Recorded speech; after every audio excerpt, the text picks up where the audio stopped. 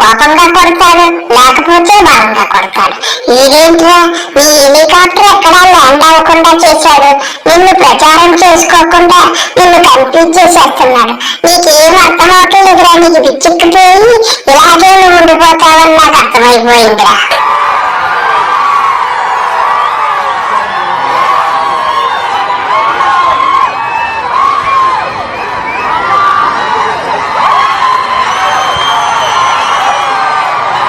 ఇంకా కుర్చీ కూడా లేదు. అదే సాయం నిజం బాబాయ్, అర్జెంట్ గా నోబుల కాలం నాటి కుర్చీ పంపించు. ఓరే రాయరు, ఆ కుర్చీ దగ్గర నేను చెప్తా.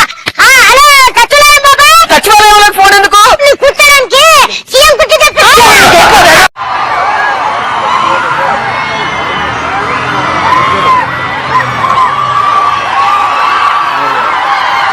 పోయి అమ్మ పదవ ఓ అమ్మ పుట్టమ్మ నాయన బాగా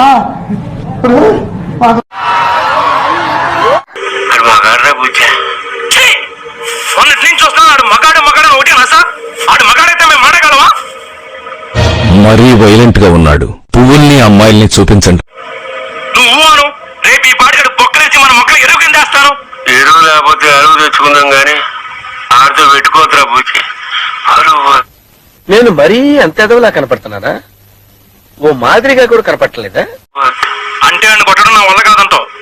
నిజమే, ఎడిక మెచ్చురాలేదు. నిజమే, ఎడిక మెచ్చురాలేదు.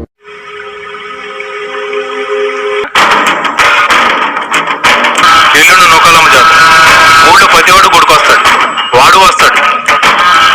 కానీ మళ్ళీ ఒక్క విషయంలోనూ మాత్రం గొప్ప సాగుతావరా. వీరమ్మ చెరువు దగ్గర 4 సుమోలు ఉంటాయి. అరే జోగి జోగి రాసుకుంటే ఏం వస్తున్నా, బూడిద రాలుతురా ఎదవల్ల.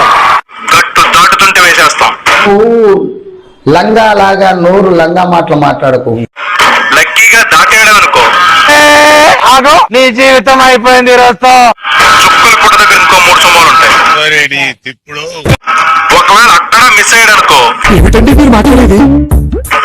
సరితో చివరిలో ఈసారి 5 సుమోలు పెడతాను. అన్ని బళ్ళు ఎందుకురా, శరీరంలో కొడుకు పెళ్లికి వెళ్తున్నావు ఏంట్రా చెప్పరా.